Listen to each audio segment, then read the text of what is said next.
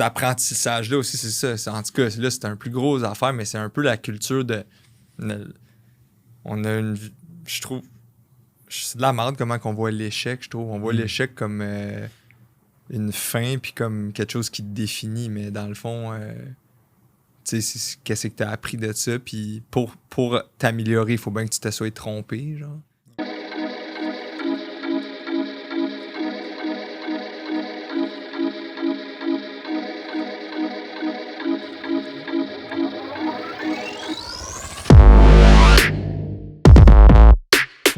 Salut tout le monde, bienvenue au podcast. Cette semaine, on sort un petit peu du monde du fitness. On est avec Anthony de Poche et Fils. Comment ça va? Yes, en forme! Yes. Ben ouais. Je suis pas content de t'avoir aujourd'hui. J'aimerais ça que tu nous parles, là dans le fond, first que tu nous expliques c'est quoi Poche et Fils. Ouais. Puis après ça, ben de où ça a parti. Là, ça? OK. Ben, tu sais, c'est ça, Poche et Fils, c'est hyper simple. Là. On met des poches sur des t-shirts. Fait qu'on n'a pas réinventé la roue. Ça fait 9 ans qu'on fait ça. Ça a parti en 2015. Fait que, tu sais, là, vite, tu vas sur notre site web. Tu dis t-shirt homme, femme, enfant, manche longue, manche courte, la couleur. Puis là, tu l'agences avec une poche de ton choix. Là. On vend des poches de tous les styles, là, animaux, bouffe, sport. On fait des collabs avec un paquet d'artistes aujourd'hui, des levées de fonds. On fait des poches pour des business, que ce soit pour un uniforme ou un cadeau corporatif. Puis là, ça, c'est le core de ce qu'on fait. On fait des poches personnalisées aussi à la pièce. Fait que en ce moment, 50% de ce qu'on vend en ligne, c'est des gens qui mettent leur animal de compagnie sur leur poche. C'est un truc très gifting là, que tu offres à Noël, surtout si on rentre dans notre plus grosse période de l'année. Là. Puis, on vend aussi d'autres produits aussi, que ce soit du print, puis d'autres petites affaires, mais 95% de ce qu'on vend, c'est vraiment le t-shirt à poche. On vend principalement en ligne depuis la pandémie, mais là, ça recommence dans les boutiques, que ce soit Simon, Sport Expert, puis des petites boutiques plus indépendantes. Ça a parti en 2015 à Varennes. Moi, je viens de Varennes, ça rive sud de Montréal. Puis c'est la mère d'un de mes meilleurs chums, fait que José, qui s'appelle, elle avait cousu une poche sur un t-shirt. Moi, je trouvais ça cool. Elle a dit, va t'acheter des tissus au Fabriqueville, au Club Tissu. Amène-moi des t-shirts plains, puis je vais te coudre ça. Fait que là, j'en portais surtout sur le campus. Moi, j'allais à l'Université de Montréal, à HSC, jouer au football pour les Carabins. Fait que là, que ce soit dans le vestiaire ou sur le campus à l'école, les gens voulaient « Ah, c'est cool. » Moi, j'aurais « Ah, t'as quoi comme tissu? » Là, j'avais 3, 4, 10 motifs différents. Puis, c'est parti de même, là, tu sais. Puis, je me suis associé avec un collègue de football, Nicolas. Puis, on a les deux. Lui a gradué en actuariat. Moi, j'ai gradué en finance. J'ai commencé une maîtrise. J'ai laissé tomber. On a arrêté le foot. Puis, on s'est lancé là-dedans à fond. C'est ça. Fait qu'au bout d'un an, on avait vendu 10 000 t-shirts. Puis là, on était comme shit, OK, on a quelque chose. Puis là, l'année d'après, on en a vendu 100 000. Puis là, on est passé à l'œil du dragon. On a rentré dans Simons. Fait que ça a quand même grossi rapidement. Là. Puis, tu sais, tout était autour de. Vraiment l'effort qu'on y mettait, puis c'était à peu près la seule arme qu'on avait parce qu'on connaissait rien de la mode, puis pas beaucoup au commerce en ligne, puis tu sais, c'est ça, fait on bricolait tout, là, au début c'était une page Facebook, c'était rien que ça qu'on avait. Les gens nous envoyaient des DM, des messages, hey, je veux telle poche, tu sais, c'était un album de photos qui était nos poches, fait que tu voyais juste un carré, là. Tu voyais même pas la forme, tu pouvais même pas le prévisualiser sur le t-shirt. Je veux ça avec ça. Là, nous, on envoyait une facture PayPal. Là, il payait. Là, on allait chez José à Varennes chercher le chandail. On l'emballait, on allait mesurer le colis, peser le colis le colis à Post Canada, puis on expédiait de même. Puis là, de bon, OK, c'est assez. On se fait un site. Alex Vanier rentre, un de mes amis d'enfance, fait le site web. Blablabla. Puis là, on trouve un atelier de couture. Puis là, on a comme... Au lieu de se faire un astic de gros plan d'affaires, là, puis tout bien pensé, ça coûtait tellement peu d'investissement monétaire, mais beaucoup d'investissement en temps qu'on était comme, OK, on va aller se frapper sur le prochain obstacle, puis on va apprendre de là. Puis ça, c'est venu très de mon partner Nick, que lui, aujourd'hui... je vais donner des shout-outs. Là, Nick, aujourd'hui, il y a un truc qui s'appelle Loco Luxury, puis il fait de la location à Tulum, au Mexique, puis c'est paradisiaque, là, qu'est-ce qu'il loue pour faire des retraites d'affaires, des vacances, même des bachelor parties. Mais, fait que lui, c'était un gars très donne-moi une page blanche, je vais trouver comment faire. Fait que c'était excitant ces débuts-là. Là. J'ai parlé beaucoup, mais... Ouais, mais c'est parfait. C'est quoi la différence? OK, tu vends 10 000 t-shirts, puis là, 100 000. Comme il y a un méchant gap. Ouais. Ça, c'était quand même intense, surtout au niveau du cash flow. Mais mettons, on a vraiment appris, tu sais, dans la croissance, là, ça highlight un paquet d'affaires qui peuvent briser ta business, tu sais, notamment, ça te prend plus de staff, fait que là, il faut que t'embauches, là, t'avais-tu des politiques RH assez, tu sais, peu importe quoi, mais là, tu passes d'une équipe de 5, 10 à peut-être qu'ultimement, on est monté jusqu'à 35, tu sais, fait que il y a certaines affaires, c'est ça, dans les embauches. Après ça, cash flow, c'était ça qui était le plus gros enjeu, mais on a eu la chance d'être accompagné par Alain Nollet, qui est le père d'un de mes amis, qui était chef des finances chez Lolé, ou Coalition, ça s'appelle, mais Lolé, c'est des vêtements de yoga. Il était chef des finances là. Puis lui, il nous a vraiment aidés. Là. Il a investi dans l'entreprise, il était un mentor, il a fait une journée par semaine avec nous pendant plus de 2 ans.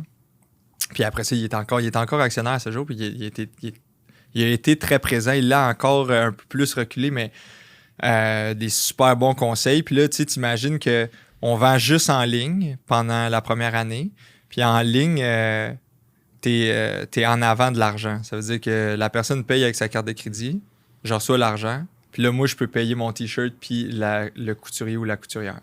Fait que mes coûts, Fait que niveau... c'est ça, liquidité, t'es en avant de l'argent. Là, on rentre en boutique. À l'année 2, c'est ça qui fait qu'on vend 10 fois plus de t-shirts. Mais là, la boutique, elle te commande 1000 t-shirts. Ça te prend 1 mois à produire au début. Puis, elle va te payer en 90 jours. Fait que là, ça t'a pris 30 jours à produire. T'as shippé. Là, tu vas être payé dans 90 jours. Fait que là, t'as 4 mois que t'as financé ça. Pour aussi faire moins de marge que quand tu vas en ligne, parce que là, quand tu vas à une boutique, tu leur fais un prix d'escompte intéressant pour qu'eux puissent revendre puis faire leur argent. Fait que là, tu as financé tout ça pendant 4 mois, tu sais. Fait que là, comment tu montes cette affaire-là? Parce que tu l'as pas l'argent au début, là, tu sais. Fait que là, ben, OK, va te chercher une marge de crédit, peut-être un prêt à BDC. Après ça, eux, ils vont te prêter selon quoi? Selon tes stocks, selon tes comptes clients. Fait qu'en tout cas, tout monter ce genre de structure-là, la perception de ces clients-là, ça a été quand même ça a été un sérieux enjeu dans la croissance, là, vraiment. Puis j'imagine, comme tu disais, c'est que ta personne ressource qui vous a épaulé sur de nouvelles affaires. Ah ouais, ben non, c'est ça, on savait même pas, là, on savait rien de ça, nous autres.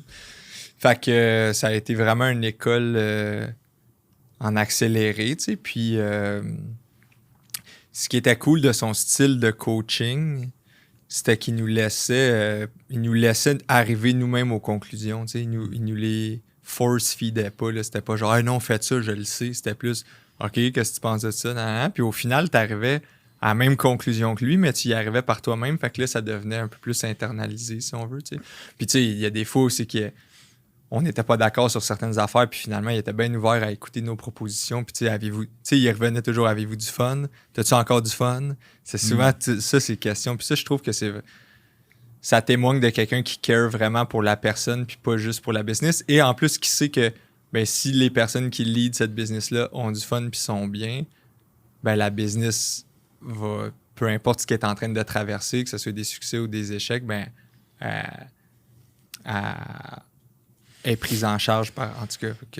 Ouais, c'est un sujet intéressant, ça, le fun en business. Ouais. Je pense que tu me disais, tu t'avais donné des conférences sur justement la culture de le fun. Je pense que vous utilisez beaucoup l'humour dans votre branding. Parce que j'ai l'impression que comme business is business, puis comme le fun, comment que tu mixes ça? Comment tu apportes ça aussi à avoir du monde dans ton équipe qui sont performants mais qui ont du fun aussi, puis que vous autres aussi, vous voulez performer, vous voulez avoir du fun? Ouais, c'est ça. Ben tu sais, après, c'est chaque business gère ça comme ils le sentent. Là, moi, je pense que la culture d'une entreprise, c'est un peu la somme des gens qui la composent. Puis quel comportement est encouragé, quel comportement est au contraire pas bienvenu. Mais nous, le fun, c'est partie prenante. Là, c'est quasiment obligatoire, si on veut. Puis c'est pas parce que hey guys, ayez du fun, c'est plus que je pense qu'on le vit, puis on s'est entouré de gens comme ça. Mais ça veut pas dire qu'on cherche pas à être performant. Nous, on se dit qu'on veut on est des classes clowns qui veulent avoir des A. Fait que, tu sais, c'est la personne qui niaise à l'école, mais que c'est clever puis qui est capable d'avoir une bonne note pareil. Parce que, tu sais, tu veux quand même être fier de ce que tu présentes. Tu sais, nous, on veut pas juste faire un produit qui est cheap, on veut donner quelque chose qui en vaut la peine. Parce que sinon, je trouve que c'est une joke pas bonne. Tu sais, nous, on est très autour de la joke.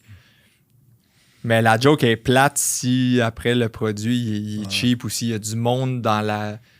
T'sais, c'est pour ça qu'on essaie d'offrir des conditions de travail intéressantes. C'est pour ça qu'on a ramené la production au Québec. Avant, c'était en Asie parce qu'on se dit, tu sais, bon, une immense empreinte écologique ou des conditions de travail peut-être qu'on cautionne moins à l'autre bout du monde versus ici, ben, tu sais, la joke est moins bonne s'il y a du monde qui n'ont pas de fun en chemin. Fait que là, on essaie que tout le monde l'aille, comment on deal avec nos fournisseurs, avec nos clients aussi. Mais tu sais, reste que c'est pas nécessairement un gage du succès financier qu'on a en tête parce que, tu sais, nous, pour les 18 derniers mois, ça a été en mode survie. Là, ça l'a failli fermer. Je m'en allais faire faillite en juillet 2022. Là, je parlais avec le banquier puis il me disait « Tu peux pas payer lui. Là, les fonds vont bouncer. Je coupe ta marge de crédit de moitié. T'es à défaut. Trouve des solutions. Sinon, là, je parlais avec un syndic. Là, il me dit, ouf, va peut-être falloir que tu penses à remortgage ton condo ou même à le vendre parce que Chris en allait pour finalement réussir à trouver du financement avec Shopify, pouvoir avoir sorti de la tête de l'eau pour se rendre aux fêtes. J'ai dit tantôt que c'est le gifting, c'est là qu'on fait tout notre argent. Remplir les coffres, nous donner un peu de souffle pour repartir l'année 2023. Puis là, tu sais, c'est encore très fragile, là, tu sais. Fait que tu sais, ce que je veux dire, c'est que oui, on a full de fun, je pense. On travaille 4 jours semaine. On a une récré à tous les jours. On a un horaire super flexible. Je pense que c'est axé quand même sur hey, on est des humains avant d'être l'employé, tu sais. Mais malgré ça, faut quand même qu'on se prouve que ce modèle-là peut être financièrement viable, tu sais. Puis, mais c'est ça, mais je pense c'est juste pas une affaire de croissance à tout prix, puis de. Puis il y en a, puis ceux qui le font, c'est bien correct, là, tu sais, puis qui veulent avoir beaucoup, beaucoup d'argent, tu sais. Je pense pas que. Tu sais, moi, je mentirais s'ils diraient que j'en voudrais. Tu sais, je veux bien vivre, je veux pouvoir me payer des affaires le fun, un petit luxe de temps à autre, mais tu sais, pas nécessairement au profit de j'ai rentré puis j'ai pas eu de fun cette semaine. Là, c'est 40 heures dans ta semaine, là, ça serait bien le bout de la merde si c'est du cul à tous les jours. Ah, c'est ça. C'est ça. Mais c'est ça. Puis c'est quoi qui est arrivé? Mettons, tu t'as dit 2022. Si tu veux partager un peu qu'est-ce qui est arrivé puis comment que t'as remonté ça, là? Qu'est-ce qui est arrivé? Je pense que, tu sais, nous, dans le fond, 2015, 2016, 2017, 2018, même 2019, belle croissance, ça monte. On se finit par vendre 3,6 millions de dollars de T-shirts en ligne, en boutique. Ça va bien, mais je pense qu'on comprenait pas nécessairement bien ce qu'on faisait. C'est où ce qui est la valeur ajoutée. Mon réflexe a été, moi, personnellement, souvent ou trop souvent à « OK, on grossit l'équipe. OK, on grossit l'équipe. » Puis pour des tâches qui peut-être des fois étaient pas nécessairement nécessaires. Vouloir aussi donner des belles conditions idéalement, ça, on n'avait pas les salaires les plus compétitifs, mais pareil, donner des belles conditions. Puis souvent, moi, me payer en dernier ou les dirigeantes se payer en dernier. Fait que, ce qui fait que on avait un esti de gros payroll. Avec des gens fantastiques, des gens incroyables que j'ai pu côtoyer, mais peut-être que c'était pas toujours ça que Poche et Fils avait besoin. Ça aurait peut-être pu marcher avec moins. Là, arrive COVID. Chris, qu'est-ce qu'on fait? Là, on a réussi à sortir des masques grâce au travail de Camille et Mélissa. C'était fou, ça. On sort des masques, on en vend pour 400 000 $. Ça nous permet d'être un service essentiel, donc de rester ouvert. On a eu les subventions pour les salaires. Fait que là, c'est une année avec un gros astérix parce qu'au bout de 2020, on fait des profits, mais on enlève les masques et les subventions, on perd beaucoup d'argent. Fait que là, mais nous, on le sait, on joue pas à l'autruche. On se dit ça en fin 2020. On dit, OK, 2021, qu'est-ce qu'on fait? Ben là, on s'est dit, ben garde, on prend le profit qu'on a fait, puis on essaie qu'en 2021, on va chercher la croissance nécessaire pour soutenir les frais fixes qu'on a. T'sais. Fait que les frais fixes étant l'équipe, puis tout ça. Puis c'est peut-être là une mais tu sais, en même temps, c'est ça qui est dur, c'est que tu as un esprit entrepreneurial, tu vas toujours peut-être être plus vers l'option risquée que l'option safe, tu sais. Fait que puis là, ben, je pense qu'on s'est trompé un peu. Puis là-dedans, moi, j'ai appris beaucoup sur moi. Je trouve que j'ai pas assumé assez mon rôle de devoir donner l'alignement, la vision à l'entreprise, de vouloir la partager, mais pas vraiment. Je pense que j'ai passé une patate chaude des fois, tu sais. Ouf, j'ai peur de prendre la décision pour pas j'ai peur de me tromper. J'ai pas la réponse. C'est très dans l'ego, là. C'est très dans ouf, de quoi je vais avoir l'air ou ouf, Puis j'ai passé cette patate chaude-là, puis c'est comme si t'es goaler, puis tu veux pas goaler. Ouais, mais là... Fait que, OK, Chris, moi, je tiens à l'équipe, je vais aller goaler, mais là... Puis là, tabarnak, tu me chiales après, ben, je l'ai laissé 4 buts, mais j'étais pas goaler, mais au moins, tu sais... Ouais. Fait que je trouve que moi, dans cet exemple-là, j'étais le goaler qui a pas nécessairement toujours voulu goaler. Puis... c'est un chemin nécessaire. Moi, ça va avoir été mon chemin pour l'apprendre, tu sais. Fait que... Nous autres, tu dis ça parce que j'ai vécu pas mal la même affaire l'année passée. Puis je pense que c'est en le faisant ça que tu te rends compte que je suis goaler. Là. Ah ouais, c'est ça, t'es goaler. C'est ça ton rôle. Là, fait que, intéressant. Fait que c'est ça. Fait que là, ben, t'es arrivé... on n'a pas réalisé les objectifs qu'on avait. Fait que là, 2021, on a perdu beaucoup d'argent. Puis là, ben, on renouvelle notre marge de crédit en mai 2022, mais là, en mai, la banque est comme, là, je suis tanné de supporter tous ces risques-là, tu sais, fait que on avait déjà fait une coupe de modifications dans le staff et tout, mais couper des coûts, mais c'était pas assez, fait que c'est ça, on est passé de 35 personnes en 2020 à 10 personnes en juillet 2022, là, on était obligé vraiment de couper beaucoup, déménager dans un local un peu plus adapté à notre réalité, plus petit, couper d'autres coûts. T'as des locales, t'as de l'inventaire. Ah ouais, t'as un paquet d'affaires, là, tu sais, fait que liquider du stock qu'on avait quand on a fait le switch du Québec vers l'Asie, il nous restait quand même une coupe de t-shirts Asie, on a liquidé ça à 50% off et plus, ça a fait du mal à la marque, je pense, ça a fait mal aux ventes des mois d'après, mais à ce moment-là, il fallait injecter du cash en fou. Fait que trouver un prêt avec Shopify, ça a été vraiment bon en 14 heures. Ça a été l'affaire game changer parce que moi, en juillet, quand il me dit t'es à défaut, mes mois de août, septembre, octobre sont en général déficitaires ou ça affaisse. C'est vraiment novembre, décembre où je fais l'argent, la majorité de l'argent de l'année. Fait que si je suis pour fermer, je suis mieux de fermer en juillet parce que plus j'attends, ben là, je creuse, je dois juste plus d'argent. Fait que c'est soit je ferme en juillet, soit je trouve la façon de me rendre à décembre, puis fermer à la fin décembre. Comme ça, au moins, là, au lieu de leur devoir 300 000 à la banque, je vais peut-être leur devoir 150 000.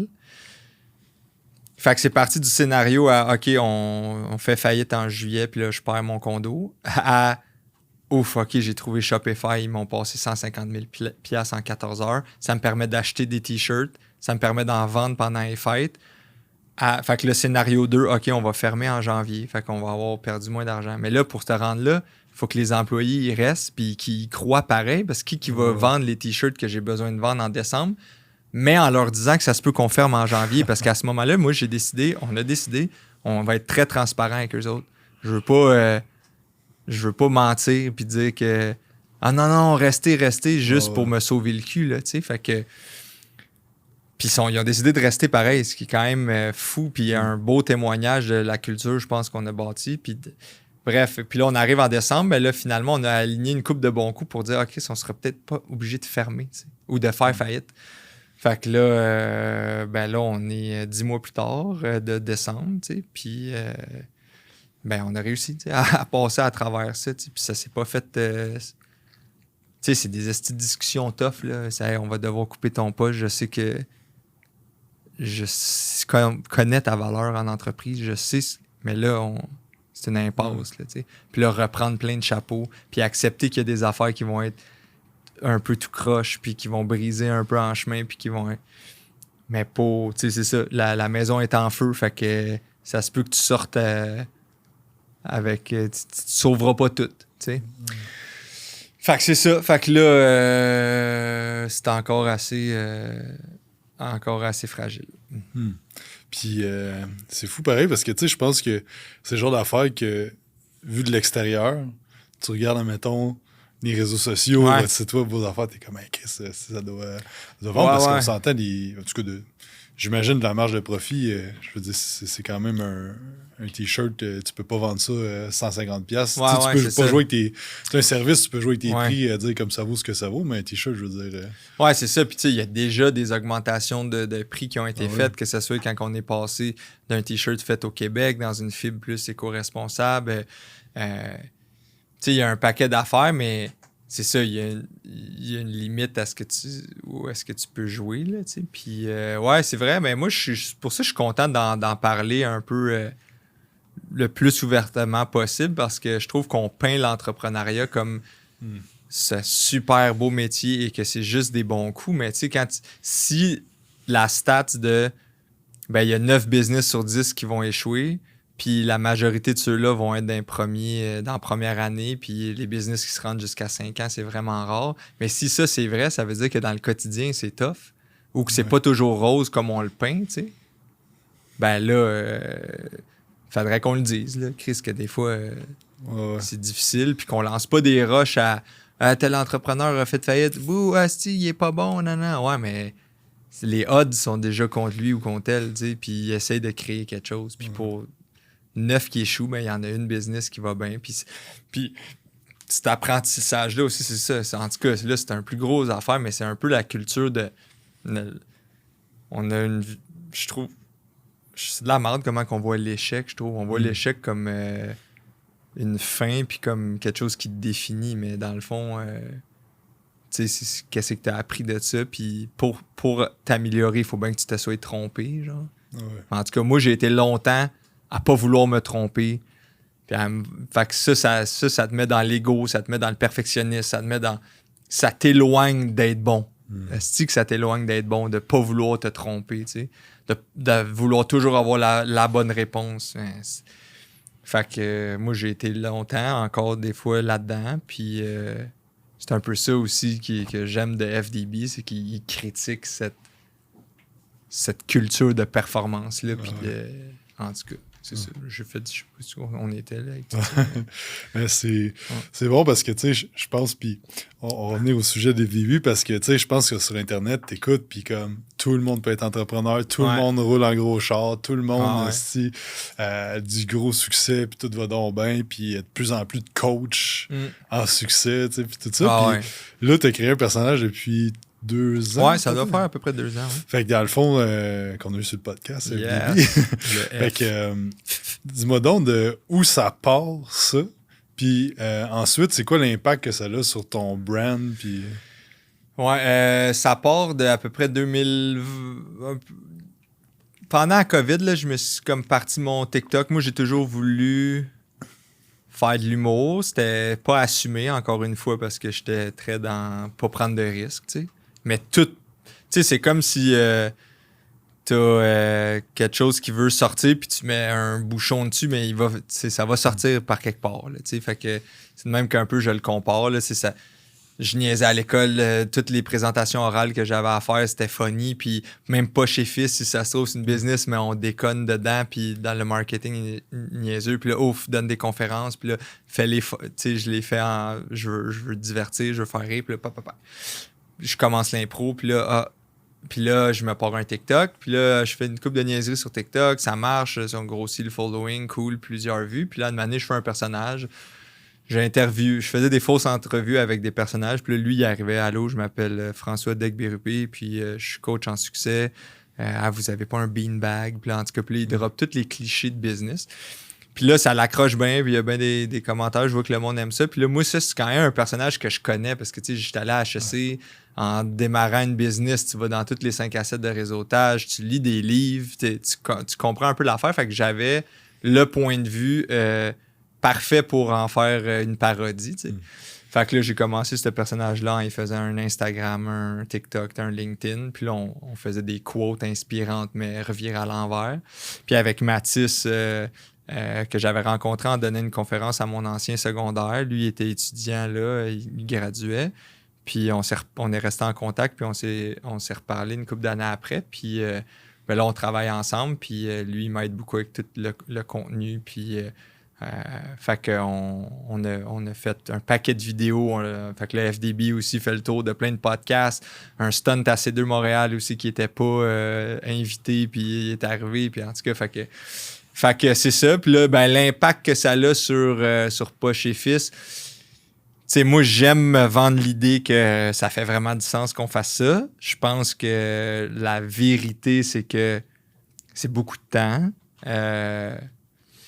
Mais moi, ça me divertit. J'ai du fun à faire ça. Ça l'amène...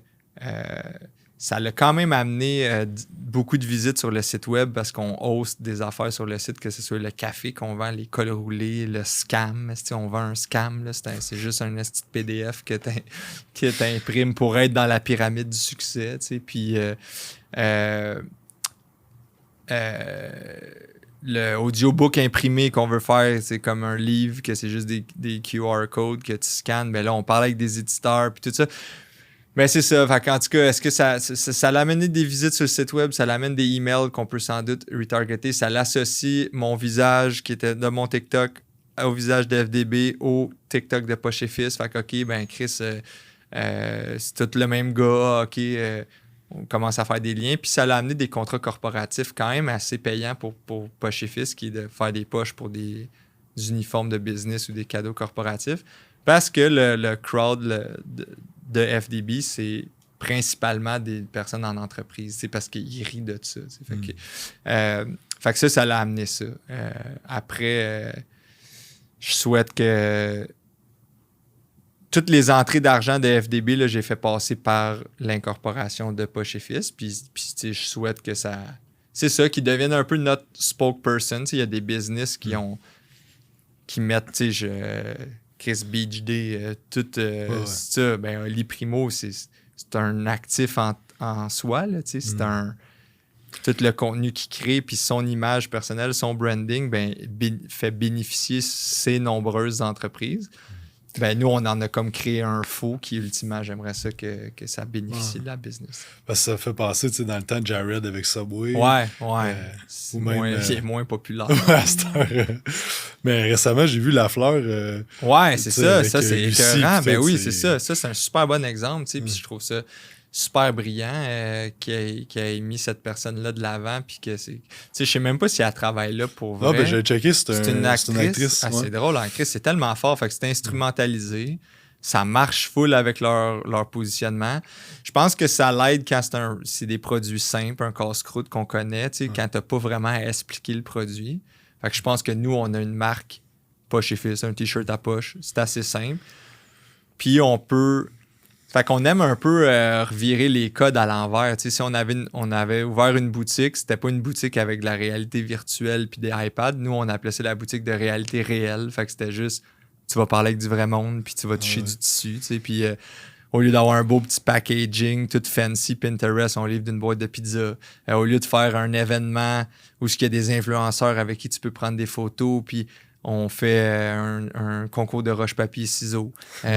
Tu sais, à chaque fois, ça reste dans l'autodérision, d'en virer un peu le truc à l'envers. Ben, je pense que là, au lieu d'avoir un dirigeant ou une dirigeante qui est très genre Chris Elon Musk, n'importe qui est qui se met de l'avant, ben là, on en a un faux, puis il est un peu une parodie de... Fait que...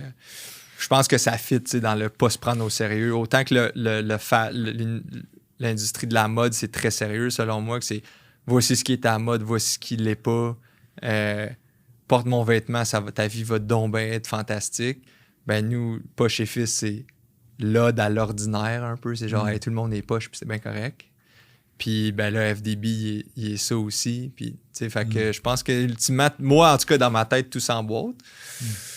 Je pense pas que c'est perçu de même encore à 100%, mais c'est une histoire qu'il faut que tu racontes, puis que tu racontes, puis que tu racontes, puis à un moment donné, tu crois à la pièce de théâtre. Tu sais, c'est un peu ça. Ouais, parce que je pense que moi, ce qui me fait rire, c'est qu'il y a des choses que tu dis avec FDB que c'est comme ça part, que ça fait du sens, puis là, tu le pousses à comme là. Mais c'est par le go. Ouais, c'est ça. Ouais. C'est comme à un moment donné, ça fait plus de sens, mais je pense qu'il y a bien du monde qui ne comprennent pas le deuxième degré. Là, j'ai regardé tes commentaires. Ouais, là, c'est ça. Ben, en fait, il y a bien du monde, je sais pas. Je pense que si tu sépares entre le monde qui comprend et le monde qui comprend pas, dans le monde qui comprend pas, beaucoup d'eux écrivent. Ouais. C'est ça la différence, tu sais.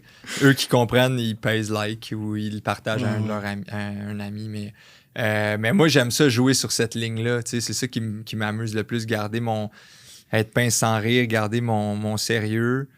Tu sais, j'aime Andy Kaufman, j'aime Sacha Baron Cohen qui fait Borat, je trouve ça le fun, des trucs, des fois caméra cachée, fait que prendre des réactions sur le vif.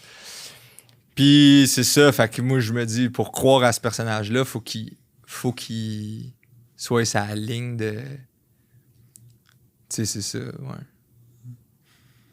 Voilà.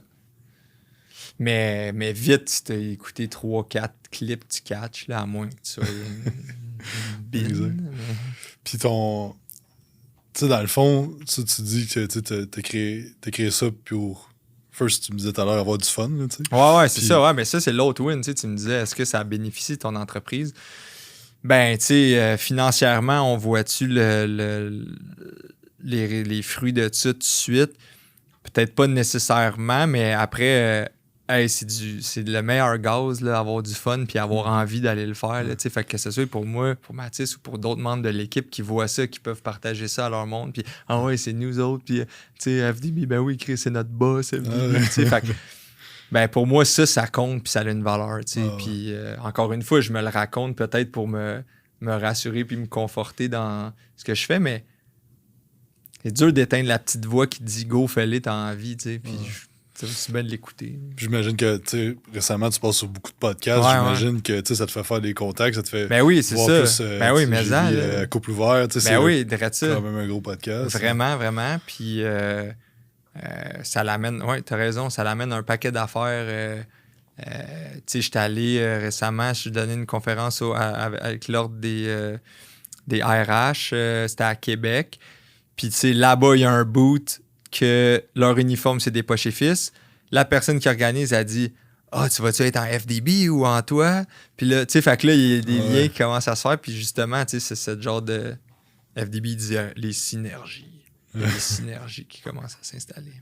Fait que, ouais, c'est ça. Puis c'est quoi ton plan de match? Ou c'est quoi les projets qui s'en viennent en 2024 face à autant le brand FDB que poche et fils? Hein? Ben, c'est ça, tu sais, comme je t'ai dit, dans les 18 derniers mois, c'était vraiment firefighter, là, tu sais, fait que c'était dur de se projeter, tu sais, à part, ouf, on se rend-tu au prochain mois, on se rend-tu au prochain mois. Là, on commence à prendre un petit pas de recul, qui est, je pense, hyper nécessaire, puis qui serait une gaffe de ne pas le faire.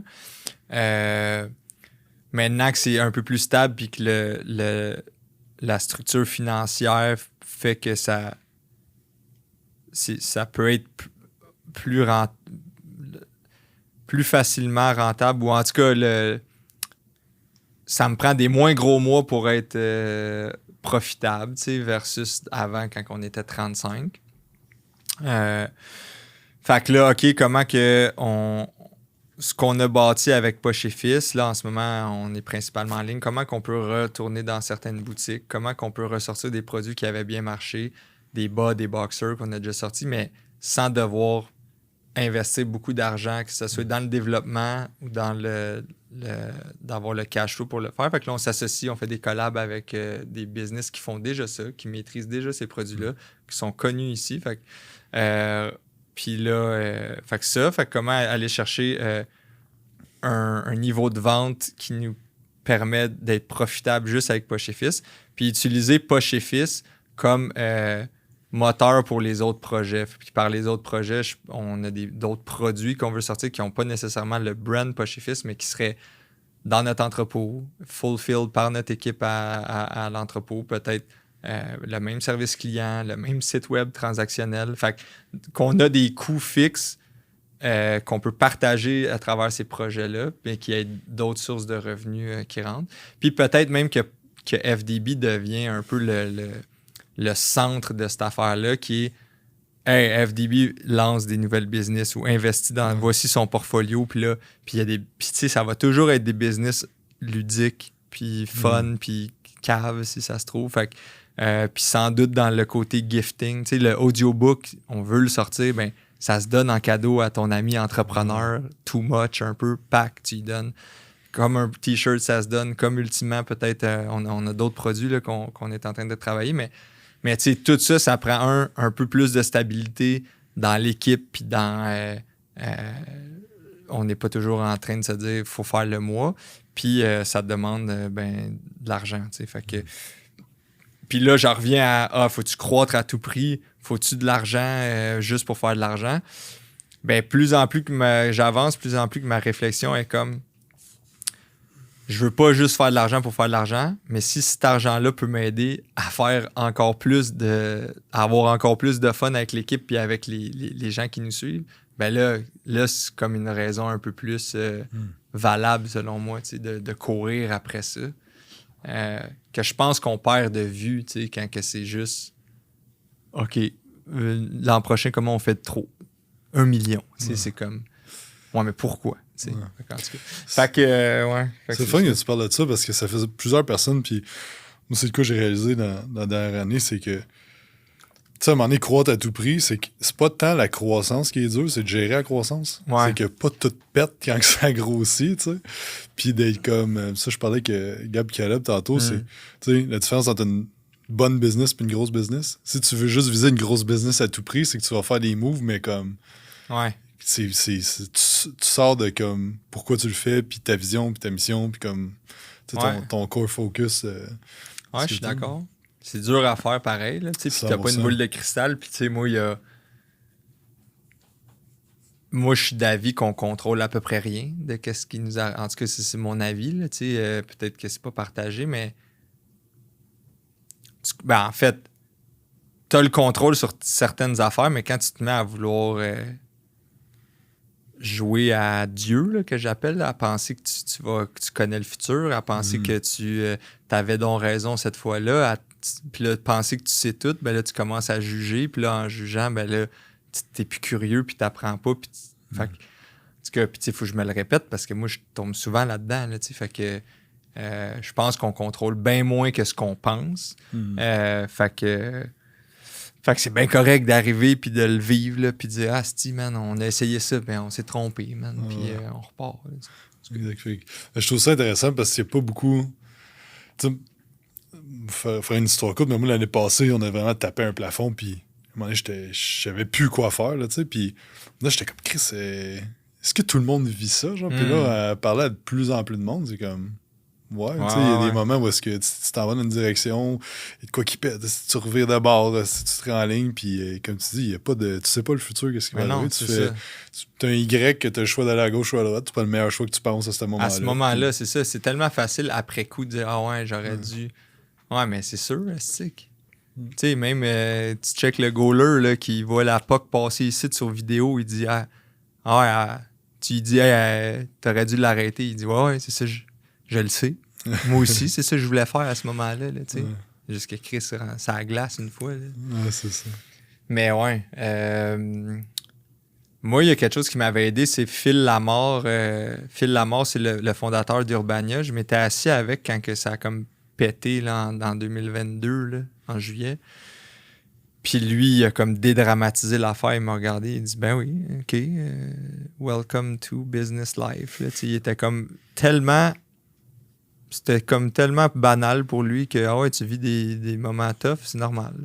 Là, ça m'a comme fait, OK, si quelqu'un que ça fait 20 ans qui est en affaires me dit ça, je devrais peut-être pas voir ça plus gros que c'est. Puis ça m'a comme aidé à tomber plus en mode solution, puis moins m'apitoyer un peu sur ça, puis dire, on est donc bien pas chanceux. Puis, une des affaires qui me fait rire de ton personnage de FDB, c'est que c'est tellement une caricature de plein de coachs qu'on voit sur Internet qui disent c'est donc facile, lance-toi en entrepreneuriat, tu vas faire ton premier 10 000 en 90 jours.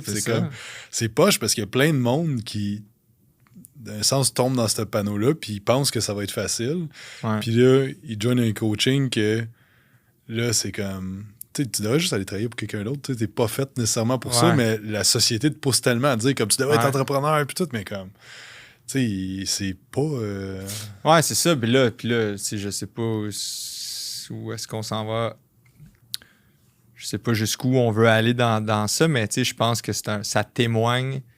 Ça marche vraiment avec les dudes, là, ça, là. Tu sais, on leur dit, hey. Puis là, on tape direct dans notre insécurité. Là, moi, je suis insécure, je travaille là-dessus, mais je pense qu'en général, on est plein de dudes insécures. Fait que là, on se bâtit des estis d'ego. Puis là, il faut donc bien être en forme. Puis il faut donc bien faire du cash. Puis il faut avoir des gros chars. Puis il faut avoir les belles femmes. Puis nanana. Puis là, tu leur dis, hey, t'as pas 1 million, man?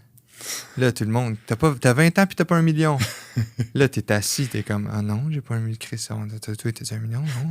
Tu sais, là, t'es genre, aïe, je suis pas assez, je suis inadéquat. Puis ça, c'est la meilleure esti d'affaires où te peser. T'es inadéquat. Pac, là, tu tombes là. Ah, là, je vais être dans. Fait que, tu sais, je suis pas surpris que ça l'arrive. Je suis pas surpris que ça vend quand tu sais ça, sauf que c'est un mot bien plus gros qui est. On est un esti de paquet d'insécures qui pas. Tu sais, fait que, en tout cas, c'est plus gros. Je sais pas trop. Là, genre, je coach des entrepreneurs dans le monde du fitness, tu sais, puis. L'anti-message que je veux donner, c'est ça. C'est comme, ça va être fucking dur. Tu sais, comme arrête de penser que... Puis il y en a des fois qui rentrent dans nos trucs, puis comme on a un système de... Tu as 3 appels avec notre équipe avant, à savoir comme, regarde, il n'y a pas de formule magique, là, comme on va t'aider, mais ça fait plus de 10 ans que je suis là-dedans, là, on va te sauver une couple de steps, mais comme la réalité, c'est que c'est crissement plus dur que tu penses, tu sais. Fait que... Ouais, c'est ça, il n'y a pas de formule. C'est vrai, il n'y a pas de formule magique. Sinon, tout le monde le ferait. C'est ça. Puis là, si tout le monde le ferait, ben il n'y aurait plus de gain à le faire. Tu sais, parce que, en tout cas, ouais. Okay. Mais c'est bon, si vous faites ça, si vous mettez à la table sur... C'est beaucoup plus transparent. C'est sûr que les sales pitch de genre... Tu veux savoir comment faire 1 million en 30 jours? C'est sûr, ça vend beaucoup, mais ça vend pour une période de temps. Puis là, après ça, c'était comme, tabarnak, ça marchait pas. Sauf que là, ils sont forts à dire, ouais, mais si ça marchait pas, c'est parce que tu voulais pas assez. C'est ça, c'est ton mindset. Ah ouais, ton mindset qui était pas bon. c'est n'importe quoi. Tu sais, c'est ça que...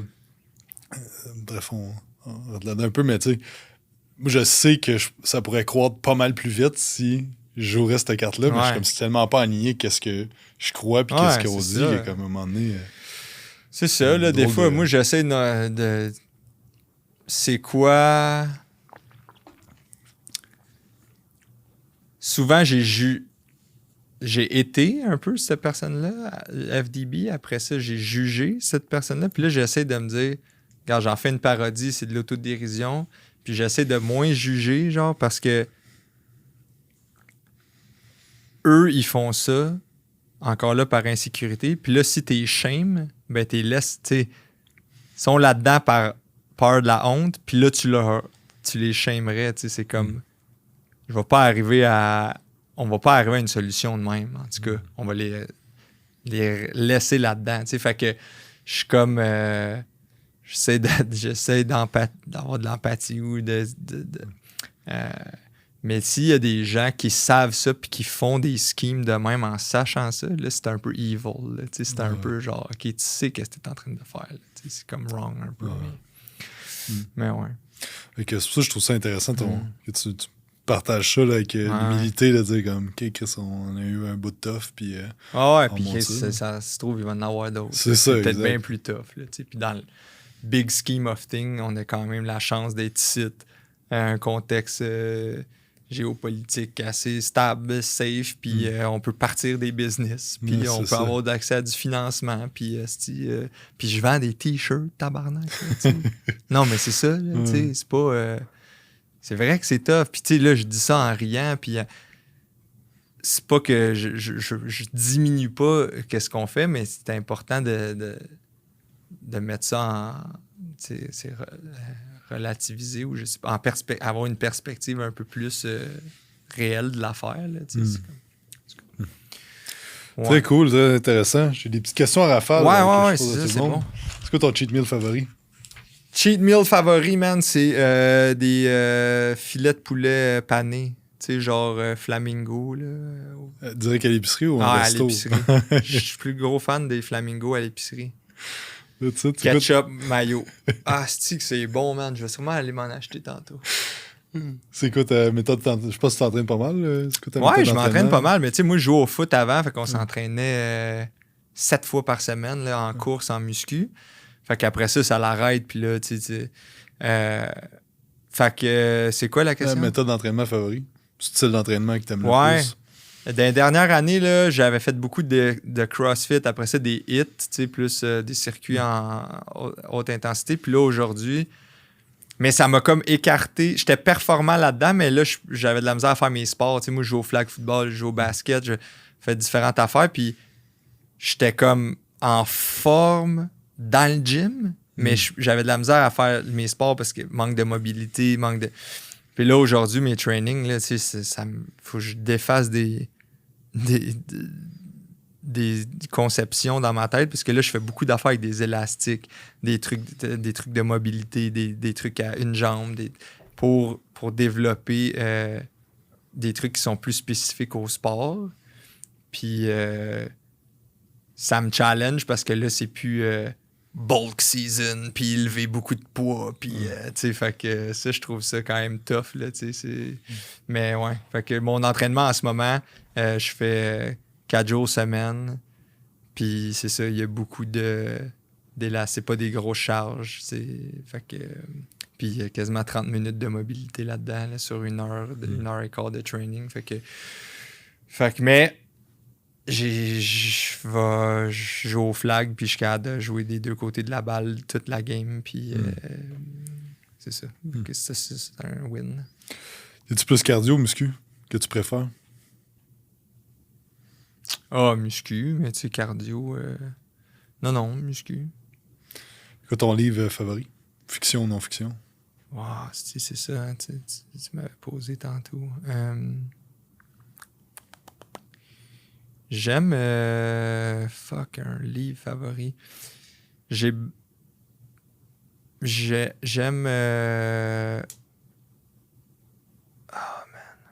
The Atlas of the Heart. L'Atlas du cœur. Sorry, mon anglais. C'est Brené Brown qui écrit ça. Ouais, c'est ça.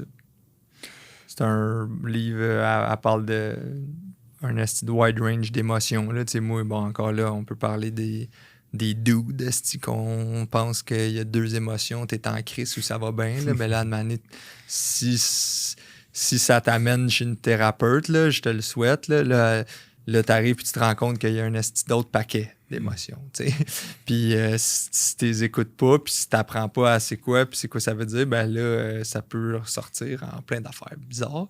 Fait que, ben elle, je trouve que c'est super bien vulgarisé. Elle donne un paquet d'exemples, elle explique des affaires, puis c'est un mix de très théorique, mais aussi pratique. Puis elle a des degrés en psychologie à pu finir, puis elle est super bien, elle s'exprime vraiment bien. Fait que c'est nice, fait que c'est même pas un livre à lire comme une histoire ou chronologiquement, c'est plus OK, je me sens de même, puis là, aller lire un peu là-dessus. Fait que, en ce moment, c'est ça. As-tu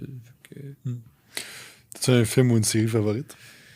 Ben, j'ai bien aimé Ted Lasso. Je sais pas si tu connais ça. C'est un coach de soccer, mais ça parle pas vraiment de sport. Ça parle plus du vestiaire, des relations entre les personnages. Évidemment, c'est ce qui est intéressant. Puis c'est à la fois très drôle, mais touchant aussi. Puis sinon, dans d'autres trucs que j'ai aimé, c'est ça. Je parlais tantôt à quelqu'un. J'ai bien aimé Kung Fu Panda. Les 3. Ouais, j'étais un gros fan de Kung Fu Panda. Ouais, c'est ça. C'est ça, je suis un... Ouais. Pourquoi tu fais ce que tu fais? Pourquoi pas? Tu sais? Non, je sais pas, Chris. Parce que...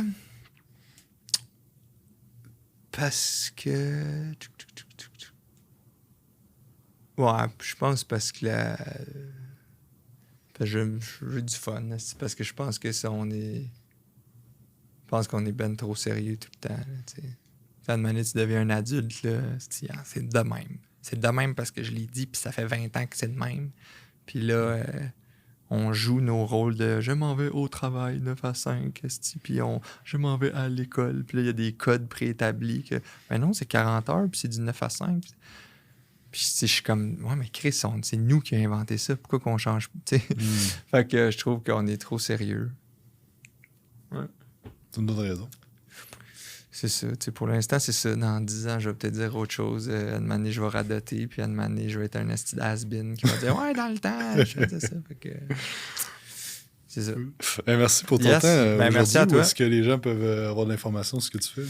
Pochefils.com, c'est là. Après, Anto_Vandram sur Instagram, sur TikTok aussi. Sur mon Instagram, je publie aussi mes dates de show. J'ai commencé à faire du stand-up. Fait que là, je vais jouer, là, je sais pas, on est le 11. Je sais pas quand est-ce que c'est diffusé, mais je vais jouer le 24 octobre à Varennes. Je vais jouer le 30 octobre au Ernest. Puis, je vais aller sans doute faire le Gong Show en décembre. Il va peut-être avoir d'autres dates, mais si les gens me suivent, je poste en story ou dans un canal là, de diffusion les dates. Fait que s'il y en a qui aiment ce que je fais, qui ont envie de m'encourager, ben c'est cool. C'est là que ça se passe. Et FDB. That's it. Sure. Excellent. Merci. Okay, merci pour ton temps. Merci à tous d'avoir écouté. N'oubliez pas de faire un 5 étoiles sur iTunes, vous abonner à la chaîne YouTube, puis on se parle dans un prochain podcast. Bye!